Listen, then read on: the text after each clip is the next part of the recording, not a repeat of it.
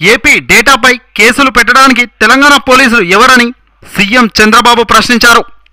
సోమవారం చిత్తూరు జిల్లా పర్యటనకు వచ్చిన ఆయన మదనపల్లి బహిరంగ సభలో మాట్లాడుతూ తమ ప్రభుత్వానికి సంబంధించిన డేటాను తాము కాపాడుకోగలమని అన్నారు.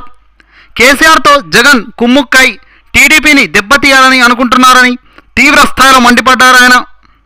జగన్ హైదరాబాద్లో ఉండి ఏపీపై కుట్రలు పన్నుతున్నారని ఆయన విమర్శించారు.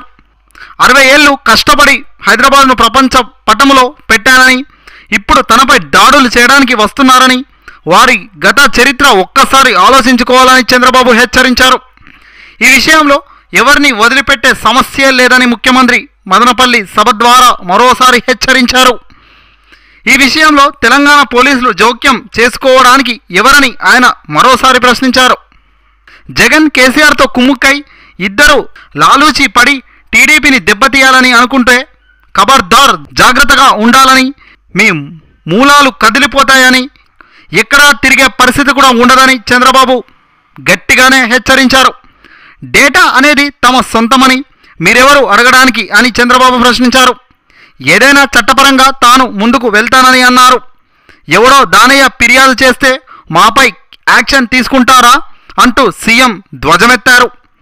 కొంతమందిని కిడ్నాప్ చేశారని హైకోర్టులో పిటిషన్ వేస్తే వారిని వదిలిపెట్టారని, ఇదెక్కడి న్యాయమని చంద్రబాబు ప్రశ్నించారు. తెలంగాణలో ప్రజాస్వామ్యం ఉందా, పోలీసులు రాజ్యమా అని అడిగారు. కేసీఆర్ తెలివి నాపై పనిచేయదని, అది కేసీఆర్ తెలుసుకోవాలని అన్నారు ఏపీ ముఖ్యమంత్రి నారా చంద్రబాబు నాయుడు.